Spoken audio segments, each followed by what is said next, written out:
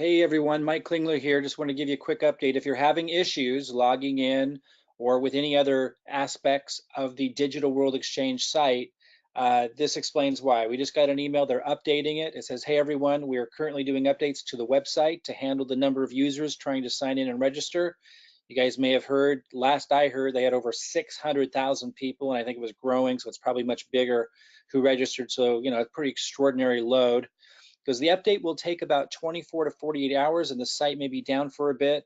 While we are making this update, we are adding more coins to trade. We're very excited for you all to be a part of our exchange and want to make it the best possible experience for you. So again, this is very early. We don't know what's going to happen, but I know that the intentions of Alex are in the right place as the owner of Digital World Exchange. It's an incredible feat to be able to launch an exchange in the United States with compliance and everything, and yet they're doing it. So if you didn't know, if you have TechCoin, there was an opportunity to get involved with Digital World Exchange. I think that opportunity is passed as of June 1st.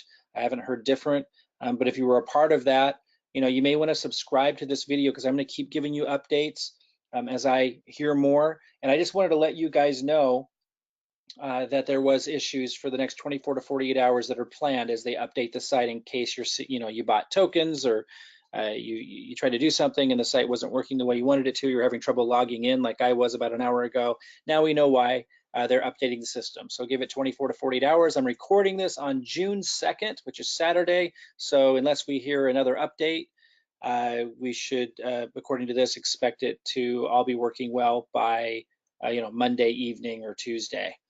Okay, so maybe it'll work for you now, but he was just giving us a heads up that there could be issues. Subscribe to this channel if you want more updates about Digital World Exchange as it evolves, and I'll talk to you guys soon.